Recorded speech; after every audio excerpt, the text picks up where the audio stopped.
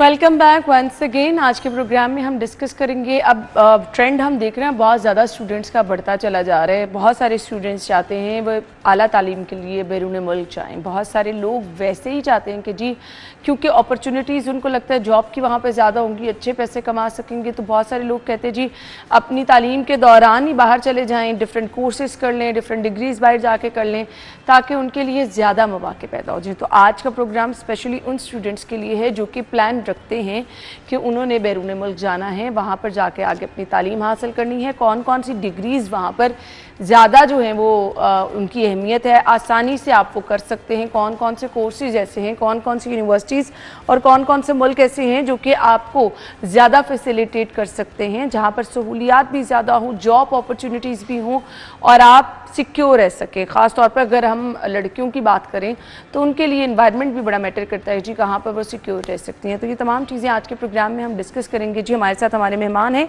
Immigration adviser हैं Hamid Nabeel. Welcome कहेंगे उन्हें शो में। अस्सलाम वालेकुम जी। वालेकुम अस्सलाम। थैंक यू सो मच, बहुत बहुत शुक्रिया। स्टूडेंट्स बहुत ज़्यादा ट्रेंड बनता जा रहा है ना कि बाहर जाना चाहते हैं, तालीम हासिल करना चाहते हैं बाहर जाके। सबसे पहले मुझे ये बता दें अपॉर्चुनिटीज़ कहाँ कहाँ पर ज़्यादा हैं। अगर आप पर्टिकुलर बात करें सेटलमेंट की तो Australia, New Zealand, in the same time the few options in the Europe, Germany, Italy, Spain, Malta, Netherland, Ireland, Switzerland is giving you the opportunity. In the same time the France is giving you the opportunity after completion of your degree you may settle yourself there. ठीक है, you may get the citizenship as well. Degree आपके पास क्या masters की होनी चाहिए, आपके पास bachelors की होनी चाहिए, आप प्लानिंग आपने क्या करनी है, कब करनी है, किस टाइम पे करनी है और कैसे करनी है? Like if someone have done the intermediate recently और अगर उसका प्लान है कि he have to go abroad, मैं सजेस्ट करूंगा कि after completion of intermediate he can move towards abroad. अच्छा, उसके बाद जो चांसेस हैं वो अल्टीमेटली हाई हैं एज़ कम्पेयर टू कि अगर आप बैचलर के बाद जाते हैं तो आपका जो टेन्योर ऑफ द स्टडी है वो क्वाइट लो है। अगर आप सेटलमेंट पर्पस के लिए जाना चाहते हैं तो you have to get the prerequisite कि आपको प्री प्लान करके चीज़ों को चलना पड़ेगा। आप UK, Australia, New Zealand, in the same time the Europe, जैसे अभी मैंने आपको फ्यू ऑप्शंस दिए हैं यूरोप में भी, वहाँ पर जा सकते हैं after getting the intermediate degree if you have a good percentage and you have a language test as well, because language test is quite mandatory nowadays. हमारे स्टूडेंट्स हैं, दे आर नॉट कहीं भी जाने के लिए mandatory. Okay, whenever they have to go anywhere, few options हैं, ultimately they can apply for the basis of language proficiency letter, but thing is कि उसमें उनकी लर्निंग नहीं है as such, there is no such communication skills। अगर आप यहाँ पर लैंग्वेज टेस्ट कर लेते हैं, आप अपनी कम्युनिकेशन स्किल्स पे वर्किंग करते हैं तो अल्टीमेट आप वहाँ जाके सर्वाइवल है आपका एटलीस्ट एज कम्पेयर टू कि अगर आप यहाँ पर जो गैप होता है ना वो फिल नहीं हो सकता। Exactly, this is the major issue. ठीक हो गया। अच्छा, अब इसके लिए अब जब आपने तैयारी करनी है तो आपने किन किन चीज़ों को देखना है? आपका बजट भी देखना है आपको। ऑब्वियसली अगर आप बाहर जाने का प्लान कर रहे हैं तो शुरू से ही आपको एक वो अपना ट्रैक वो पकड़ लेना चाहिए। उसमें आपने लैंग्वेज की बात की, फिर आपको बजट को भी मेंटेन करना है, मैक्सिमम मिनिमम कितना होना चाहिए? डेफिनेटली अगर आपने यूरोप के लिए जाना है तो आपका मिनिमम को 1 मिलियन को 0.5 मिलियन अगर आपका बजट है। अगर आप फुली फंडेड या सेल्फ फंडेड ऑप्शंस भी देख रहे हैं तो ultimately you have to bear few expenditures from the Pakistan. तो आपने देखना है कि आप जाना एक्चुअली आपकी ड्रीम डेस्टिनेशन क्या है। अगर आप यूके जाना चाहते हो तो अल्टीमेटली उसके अकॉर्डिंग आपको बजट मेंटेन करना पड़ेगा, उसके अकॉर्डिंग अपनी बैंक स्टेटमेंट, अपने फाइनेंशियल्स को मेंटेन करना स्टार्ट करें। इन द सेम टाइम अगर आपने ऑस्ट्रेलिया, न्यूजीलैंड जाना तो थोड़ा सा बजट हाई आपको रिक्वायर्ड है, वहाँ पर फाइनेंशियल डॉक्यूमेंट्स भी लाइक उनकी रिक्वायरमेंट्स हाई है। इन द सेम टाइम अगर आप यूरोप में जाते हैं तो जर्मनी कहता है ब्लॉक अकाउंट आपके पास होना चाहिए, अवेलेबिलिटी होनी चाहिए। 13,700 ब्लॉक अकाउंट अगर आपके पास है यूरो का, then you can go towards Germany. ठीक हो गया, दिस इज मैंडेटरी। ठीक हो गया। इसके साथ साथ ना आइल्स टेस्ट की हम बात करते हैं, बहुत सारे लोग वो ही नहीं क्लियर कर पाते। बहुत मुश्किल होता है क्या? IELTS test is not a difficult, IELTS is just a English language और ये हर जगह जाने के लिए ज़रूरी है। Exactly, whenever you go anywhere.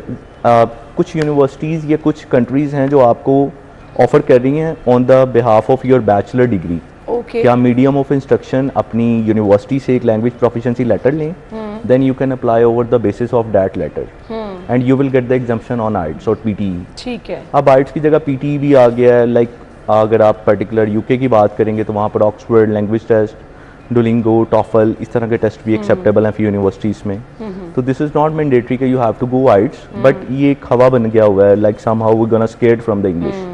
बिल्कुल ऐसे ही If we ever plan to go towards abroad, तो definitely we have to speak well. हाँ, फिर आपको जाहिर बात है इन चीज़ों पर बेसिक्स हैं, इनका तो आपको शुरू से ख्याल रखना होगा।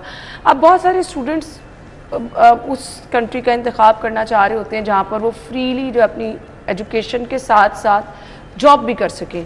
अब जाहिरी बात है ना, वो अर्निंग तो आपने वहाँ पढ़ाई भी करनी है, वहाँ रहना भी है, तो फिर आपकी जेब इजाज़त देनी चाहिए ना। तो कौन कौन से ऐसे मुल्क हैं जहाँ पर आप आसानी से नौकरी भी साथ कर सकते हैं? आप इंटरनेशनल स्टडी अब्रॉड का जब भी कॉन्सेप्ट लेते हैं तो आपके स्टूडेंट का मेन कंसर्न होता है कि he have to bear his expenditures and he have to fulfil his family requirements as well. Exactly. हमारा जो भी स्टूडेंट वहाँ जाता है ultimately once he arrive there तो उसके बाद वो जॉब भी करता है, he can easily take care his own expenditures in the any option. अगर आप किसी भी कंट्री की बात करेंगे तो all countries are giving you opportunity कि आप वहाँ पर पार्ट टाइम जॉब भी अवेलेबल कर सकते हैं। अगर आप कोई कंट्री ऐसी है जो आपको लाइक यूएई के आजकल ट्रेंड चल रहा है स्टडी वीज़ा पे, तो वो आपको एनओसी दे देते हैं, नो ऑब्जेक्शन सर्टिफिकेट, कि you are legally allowed to do work there, you will get the Emirates ID as well. अगर आप यूके की बात करेंगे तो यूके आपको legally 20 hours per week allowed कर रहा है। इसी तरह seems like Australia, New Zealand, Germany, कुछ ऐसी कंट्रीज भी हैं जहाँ पर there is no such time restriction. जिस तरह जॉर्जिया एक कंट्री है, बेलारूस एक कंट्री है यूरोप की, अभी यूएई में लिमिटेड वीज़ा है, वो उससे लोग बड़ा परेशान हैं, तो उसमें कोई रिलैक्सेशन नज़र आ रही है जल्दी होती हुई? The things are quite smooth now. वो जो पहले एक इशू आया था, this is not something like this, but now अगर आप स्टडी वीज़ा की बात करेंगे तो उसमें रेशो हाई है। ठीक है। जो इशू मेनली आया था वो विजिट वीज़ास में आया था। विजिट वीज़ा पे आया था, बिल्कुल। Exactly, but this is not something, this thing want impact over the study visa. Okay, ये स्टडी वीज़ा पे एग्जैक्टली, हम स्टडी वीज़ा की फॉर नाउ बात करें कि स्टडी अब्रॉड पे हमारे पास क्या ऑप्शन अवेलेबल हैं। ठीक हो गया। अच्छा, इसके साथ साथ मुझे ये बता दीजिएगा कि हम कहते हैं कि जी आपने जॉब भी करनी है, आपने पढ़ाई भी करनी है, अब रिहाइश का इशू, आपके एक्सपेंडिचर, तो कुछ यूनिवर्सिटीज़ ऐसी भी होती हैं जो आपको अकोमोडेशन वगैरह साथ एडजस्ट कर लेती हैं। कुछ यूनिवर्सिटीज़ यूके में हैं, कुछ यूनिवर्सिटीज़ लाइक यूरोप में हैं जो आपको अकोमोडेट कर रही हैं in the form of accommodation. Even in the same time recently मैं एक न्यूज़ देख रहा था जिसमें फ्रांस की तरफ से 35 to 40% इंटरनेशनल स्टूडेंट्स को रिलीव था फॉर द अकोमोडेशन। ठीक है, कि they are suppose to accommodate international students, कि they want international students there. आपको पता है कि इंटरनेशनल स्टूडेंट जब जाता है तो अल्टीमेटली उस कंट्री की इकोनॉमी जो है वो बेटर होती है। जाहिर बात है, definitely they are paying the fees to them and once they complete their degree तो उनको फ्री की मैन पावर मिल रही है। तो वो ज़्यादा आजकल ट्रेंड यूरोप का, फ्रांस साइड पे काफ़ी चल रहा है। इन द सेम टाइम अगर आप यूके की बात करें तो यूके में कोई ऐसा अकोमोडेशन का इशू नहीं है। यूनिवर्सिटीज़ भी अकोमोडेशन प्रोवाइड कर रही हैं, but this will be little expensive one. Scholarship का कुछ स्टूडेंट वेट कर रहे होते हैं कि हम बिल्कुल भी फ्री पढ़ लें जाके, तो ये अपॉर्चुनिटीज़ भी मौजूद। फुली फंडेड आपको इटली ऑप्शन दे रहा है, जर्मनी ऑप्शन दे रहा है, यूरोप में फ्यू ऑप्शंस अवेलेबल हैं, लाइक फ्रांस आपको ऑप्शन दे रहा है फुली फंडेड में, बट उसमें रेशो बहुत लो है। like if the applications they have around more than 50,000 and they only have the 500 slots, so how they gonna accommodate the everyone? बिल्कुल, तो ये मुश्किल हो Practically it's not possible. लड़कियों के लिए अपॉर्चुनिटीज़ कहाँ पे लगता है आपको बेहतर हैं और उनको अप्लाई करना चाहिए? अगर आप वुमेन एम्पावरमेंट की बात करें तो जहाँ आपके बॉयज़ जाते हैं वहाँ पर आपकी गर्ल्स भी डेफिनेटली अप्लाई करती हैं। उनकी रेशो भी as compared to previous years के साथ कंपैरिजन किया जाए तो now that it's equal now. Everyone wants to send their daughters. Even recently मेरे पास एक विजिट आया था and they want to send their daughter towards the UK for the study abroad. सही सही। और she only have done the A level, तो वो चाहते हैं कि उनकी बेटी यूके चली जाए and she just need to get settle there. अब यहाँ पे एक ट्रेंड होता है ना, पता नहीं बच्ची जाएगी अकेली रह पाएगी या नहीं, सेफ एनवायरनमेंट होगा या नहीं, तो ये चीज़ें तो बिल्कुल अब मेरे ख्याल से चेंज हो चुकी हैं। तो आपको अगर लड़कियाँ भी जाना चाह रही हैं तो आपको स्टार्ट से ही फिर अपना माइंड बना कर तैयारी कर लेनी है कि आपके पास ये तमाम चीज़ें होनी चाहिए ताकि आगे जाके प्रॉब्लम ना हो। प्री प्लान चीज़ें will give you the success on the timely manners. ठीक हो अगर आप लाइक आज प्लान करते हैं कि you have to go abroad तो अल्टीमेटली आपके पास फ्यू ऑप्शंस हैं जैन इनटेक में। There are 2 major intakes, the Jan and the September in the all countries. चलिए, अच्छा डिग्री मुझे बता दें, लेट्स सपोज मेरे पास मास कम्युनिकेशन की डिग्री है, कुछ डिग्रीज भी हैं जिनकी बाहर वैल्यू ज़्यादा है, हमें उन्हीं कोर्सेज को ज्वाइन करना चाहिए? फॉर नाउ मैं रिकमेंड करूँगा आईटी वाली साइड पे लोग ज़्यादा लाइक प्रेफर करें। एआई, साइबर सिक्योरिटी, आपको पता है काफ़ी ट्रेंड जा रहा है, डाटा साइंसेस का काफ़ी ट्रेंड जा रहा है। In the same time health cares are quite professional, quite demanding there, Canada citizenship दे रहा है हेल्थ केयर प्रोफेशनल्स को. If you have done any kind of health care degree then ultimately you can apply for the Canada skilled immigration. In the same time अगर आप engineering की degree की बात करें तो these degrees are more demanding there as compare to के quite जो scenario है, जो ट्रेंड है वो with the passage of time change होता जा रहा है. अब उनको डिमांड है स्किल सेट्स की. अपने स्किल की बात की, मैं इसी तरफ ही आना चाह रही थी. तो हमारे यहाँ बहुत सारे ऐसे लोग भी हैं जो कि स्किल बेस्ड एजुकेशन ज़्यादा हासिल करते हैं. बहुत सारे इलेक्ट्रिशियन हजरात हैं, बहुत सारे प्लम्बर हैं. उनके लिए भी अपॉर्चुनिटीज़ होती हैं कि अगर उनके पास मैट्रिक की सनद है लेकिन स्किल उनके पास बहुत अच्छी है, बाहर जा सकते हैं. ट्रेड ऑक्यूपेशंस में आपकी कुछ कंट्रीज़ हैं जो लाइक अनाउंसमेंट देती हैं, बट वही एक चीज़ मैंडेटरी आइट्स. और वो अगर किसी ने डेफिनेटली अगर किसी ने मैट्रिकुलेशन किया हुआ तो he won't able to clear the IELTS. Majorly ये इशू आता है. They gonna conduct the interviews. तो जब वो इंटरव्यूज़ लेते हैं तो मोस्टली जो 70 to 80% लोग होते हैं they are not suppose to clear those interviews. आजकल ना हम बहुत सारे बच्चों का ट्रेंड देख रहे हैं कि आप मैट्रिक बहुत कम बच्चे अब कर रहे हैं, ए लेवल ओ लेवल की तरफ रुझान बढ़ता चला जा रहा है. तो करना चाहिए ये. आगे आपके पास अपॉर्चुनिटीज होती हैं इन केस अगर आप बाहर जाने का माइंड रखते हैं तो ये आपको फ़ायदा दे सकता है. डेफिनेटली दे सकता है आपको. मेनली जो मैट्रिकुलेशन और ओ ए लेवल का अगर आप कंपैरिजन करें ना, आप दो बच्चों को सामने बिठा लें और दोनों का कंपैरिजन करें, there is a huge difference between both of them. एक होगा क्वाइट शार्प, उसका IQ अच्छा होगा, उसकी कम्युनिकेशन स्किल्स वास्ट होंगी, और एक होगा he won't able to speak with you even. दोनों में डिफरेंस है. अब एक कैम्ब्रिज की डिग्री को आप मैट्रिकुलेशन से कंपेयर करेंगे तो definitely there is a huge difference. यानी जो लोग बाहर जाने का माइंड रखते हैं वो उनको उनकी प्रायोरिटी ए लेवल ओ लेवल ही होनी चाहिए. एग्जैक्टली. अगर वो ए लेवल करते हैं तो ultimately they gonna polish from here. वो यहाँ से पॉलिश होके जाएंगे तो they gonna easily survive there. Otherwise वो सफर करेंगे. अच्छा जी, अगर मैं प्लानिंग करना चाह रही हूँ कि मैंने बाहर जाना है तो मैक्सिमम ये 3-4 महीने का प्रोसेस होता है, 1 महीने का होता है, या डिपेंड करता है आपको तैयारी कितनी देर पहले करनी है? कंट्री टू कंट्री चीज़ें वेरी करती हैं. अच्छा. अगर आपने UK अप्लाई करना फॉर द जैन इनटेक तो आप मिड ऑफ द नवंबर में भी डिसाइड करते हैं you can travel in December और the maximum first week of Jan. सही. इन द सेम टाइम अगर आप न्यूजीलैंड की करते हैं प्लान तो you will go in the next intake. अगर आप यूरोप की करते हैं तो you have to think about the September 2026. अब कुछ लोग वहाँ पे जॉब कर लेते हैं, वहाँ पर उनको जॉब अच्छी ऑफर हो जाती है, स्टडी के बाद ही वहीं सेटल होना चाहते हैं, तो ये ऑप्शंस भी होती हैं. और कुछ लोग तो वहाँ पर फिर पासपोर्ट लेने के चक्कर में भी होते हैं. एग्जैक्टली. मिल जाती है ये चीज़ें आसान इजीली. डेफिनेटली. आपके कितने स्टूडेंट्स हैं इवन कि आपके अपने सर्कल में भी देखें जो स्टडी अब्रॉड के लिए लोग गए हैं. आई डोंट थिंक सो कि कोई वापस आया होगा. Everyone suppose to settle there. लेकिन डिपेंड करता है कि आपकी कॉम्पिटेंसी क्या है, आप में क्या पोटेंशियल है. अगर कोई वहाँ पर एफर्ट्स ही नहीं कर रहा या स्ट्रगल ही नहीं कर रहा तो अल्टीमेटली फिर उसकी सक्सेस रेशियो क्वाइट लो है as compare to those people who gonna give the 100% of their input to get the citizenship in those countries. सही. सो हमें ना अपने स्टूडेंट्स को ये भी बताना है कि आपकी एजुकेशन जो है वो मैटर तो करती है, लेकिन हम कहीं ना कम्युनिकेशन स्किल्स और इसको फॉर ग्रांटेड लेते हैं. एग्जैक्टली. तो साथ आप चाहे जितने मर्जी अच्छे स्टूडेंट हैं, ये चीज़ें आपको शुरू से देखनी है. डेफिनेटली. मैं तो यही रिकमेंड करूँगा कि अगर आपका बच्चा स्कूल गोइंग है तो start working on his communication skills. He should speak well. अगर आप अभी से स्टार्ट करेंगे तो अल्टीमेटली वो कल को अगर अब्रॉड का प्लान करता भी है तो वो इजीली क्लियर कर लेगा.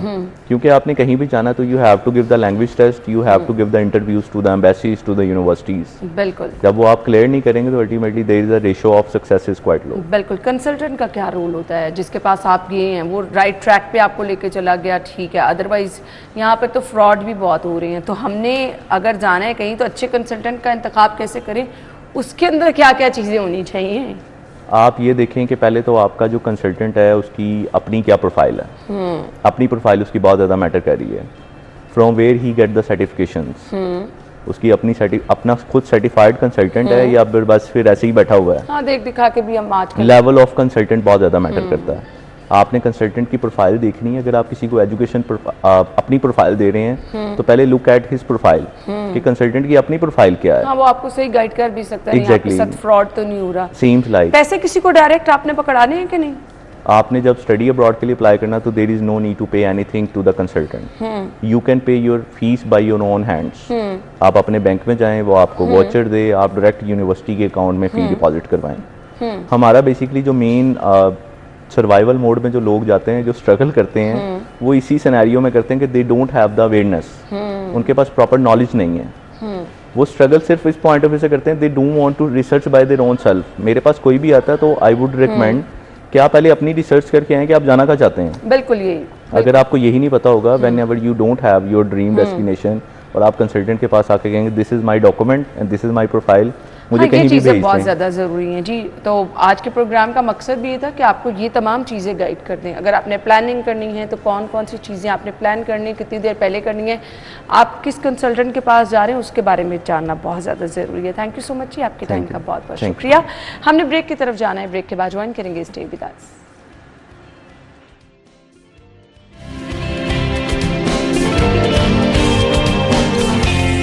Welcome back once again. Segments का सिलसिला शुरू करेंगे जी। सबसे पहले आपको बताएंगे आज का मौसम कैसा है टुडेज वेदर में।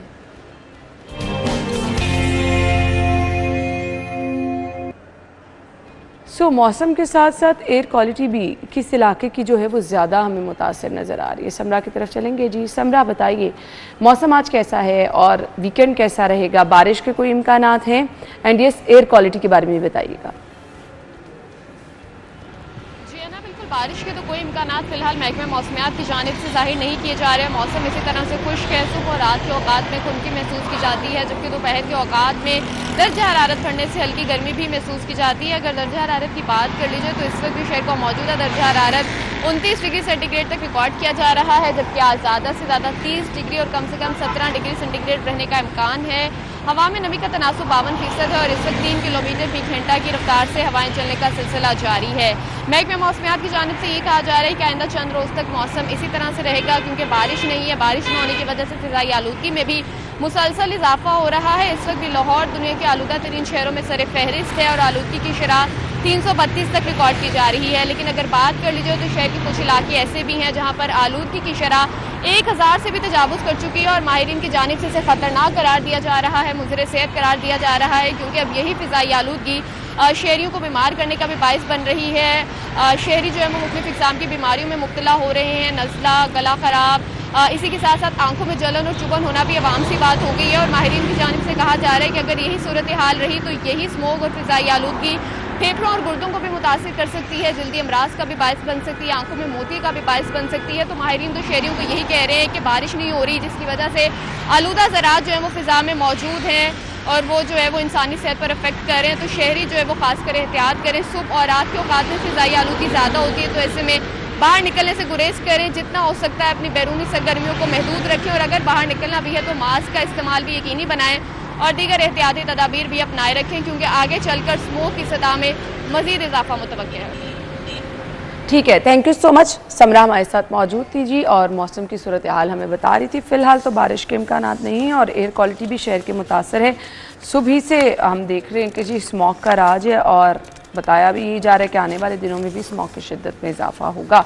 आज की बर्थडे लिस्ट की तरफ चलते हैं। 1 नवंबर है जी। आज उज़ैर की सालगिरह है, एंथोनी की सालगिरह है, अरहम वक्कास की सालगिरह है, मंसूर अली और जावियान की सालगिरह है, मोहम्मद शहराज, माही, उमेर और इसके बाद जी मरियम नदीम और शहजादी इंशा। आप सब लोगों को मुबारकबाद, happy birthday.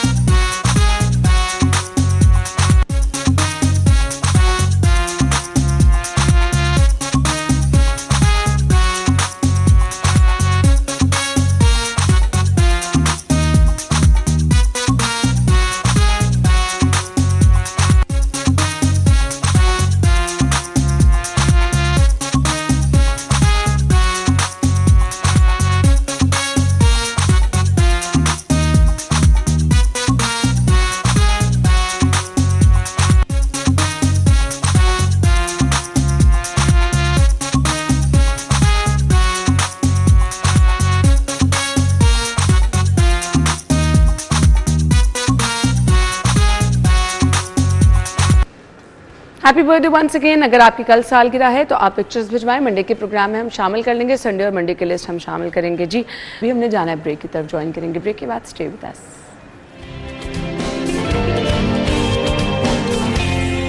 Welcome back once again. Punjabi ज़ुबान पंजाब के रहने वालों के लिए मेरे ख्याल से इसकी अहमियत से इनकार नहीं किया जा सकता। इंतहाई मीठी ज़बान और इसके अंदर छुपा जो एक वो होता है ना मिठास, वो वही लोग जान सकते हैं जो कि इससे मोहब्बत करते हैं। तो पंजाबी बोली से पूरी दुनिया में अपनी पहचान बनाने वाले नज़र अब्बास आज के प्रोग्राम में हमारे साथ मौजूद हैं। उन्हें खुशामदीद कहेंगे। अस्सलाम वालेकुम। वालेकुम अस्सलाम। नज़र अब्बास से पंजाबी बोली का आगाज़ कहाँ से हुआ था? ये तो हमारे बड़ों के पैदा होने से भी पहले का है। अच्छा। लेकिन ये पंजाबी की ये जो सिन्फ है ये मदूम हो गई थी, ख़त्म हो गई थी। शायर लिखते थे किताबों की हद तक। पहले हमारे जब बुजुर्ग थे, जब मिट्टी का दौर था, मकान कच्चे लोग सच्चे हुआ करते थे जब, तो तब शादियों पे हमारी बूढ़ी माएँ बोलियाँ डालती थी। तो फिर ये आस्ता आस्ता रिवाज ख़त्म हो गया, इस बोली को कबाड़ में फेंका गया। फिर मैं इस बोली को लेके निकला और अल्हम्दुलिल्लाह इस वक्त बच्चे बच्चे को पता बोली होती क्या है। तो वो जैसे काफ़ी थी और बाकी पंजाबी की सिन्फें थी, उनमें से एक बोली भी थी। तो ये क्या सिर्फ खुशी से रिलेटेड होती हैं कि आप गम में भी? हर क्राइटेरिया होता है इसका। अच्छा। खुशी से रिलेटेड होती हैं, जिस तरह गाना हर किस्म का, यानी आपके अंदर की जो फीलिंग्स हैं आप उनको बयान कर सकते हैं। बिल्कुल ऐसा ही है। कोई एक्सप्रेशन आप का है, आप उससे रिलेटेड खुशी में कैफियत में हैं, आप बोली जो है ना, बोली जो है ये एक एहसास है, एक तंज का नाम है। बोली अच्छा। को जवाल नहीं है। अच्छा। बोली एक अखान का नाम है कि बोली किसी भी दौर में वो बोली को दोहराया जाए वो सच्ची हो। बात समझ में यार? जी जी बिल्कुल समझ में आ गई। तो शादियों के लिहाज से कोई बोली आजकल क्योंकि सीजन चल रहा है वो एक आधी सुना दे। मैं बोली सुना रहा हूँ सबसे पहले सैयद फिदा बुखारी साहब की, जरूर, ताकि ताकि आपको बोली का तारफ भी हो जाएगा। जी जी जरूर जरूर।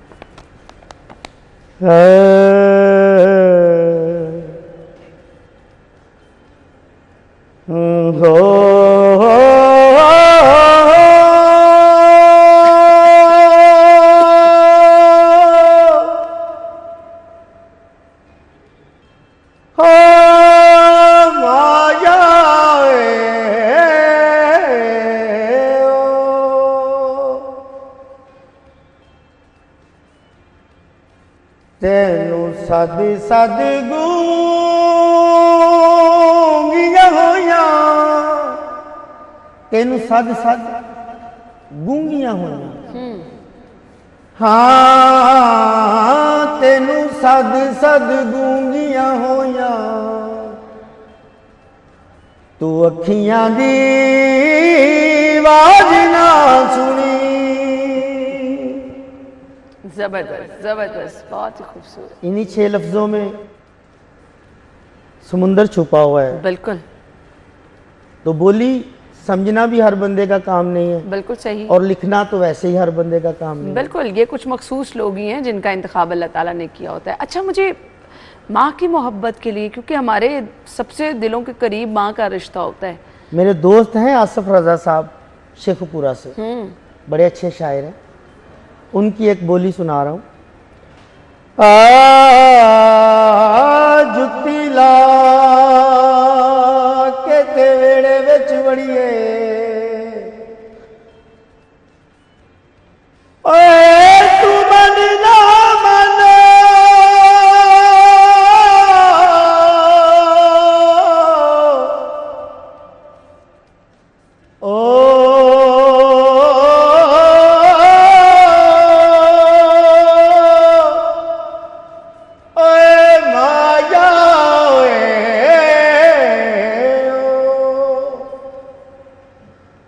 जुत्ती ला के तेरे विच वड़िए, ओ जिस घर मौजूदी। वाह, वाह, ये तो कर दो सलमान। क्या ज़बरदस्त खूबसूरत बात कह दी। वो लोग जो कि परदेशों में हैं और बाहर बैठ के भी यहाँ अपनी फैमिली की फिक्र कर रहे हैं, उनके लिए भी क्या कोई बोली है? हाँ, निकी उम्र कमान टुरे आए, ओ निकी उम्र कमान टुरे आए, खडोणियां दे ना भुल गए।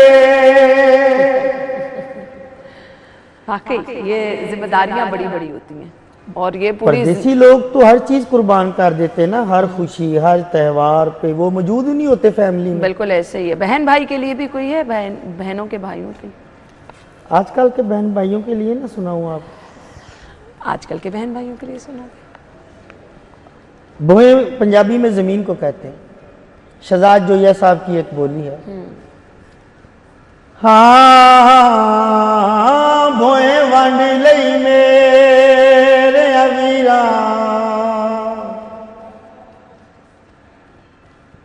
सजना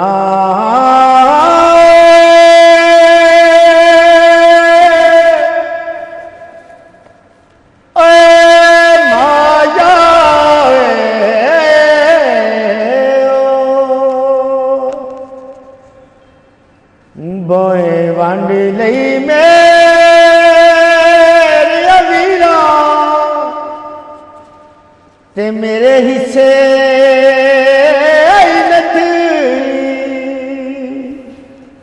वाह, जबरदस्त।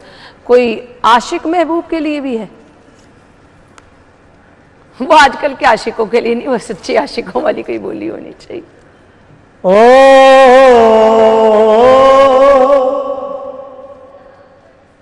मुनव्वर शकील साहब की बोली सुना रहा हूं, बड़ी बारीक बोली है।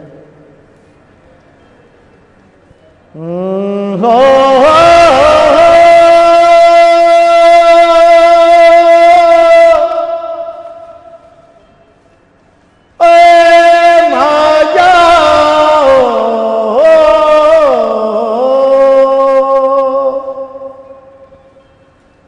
हाँ रती शक न तुलिया तैथों, ओए वे तकड़ी बनाने वाला। जबरदस्त। अच्छा, हम बड़ी दुनिया में नफसा नफसी देख रहे हैं, हर कोई दौड़ में लगा हुआ है, कोई आपस में रिश्तों में मोहब्बत वगैरह भी नहीं है, तो इससे रिलेटेड हमें कुछ सुना दें। तजम्मुल कलीम साहब हैं, पंजाबी अदब में बहुत बड़ा नाम है, अल्लाह उनको गरीक रहमत करे। ओ असी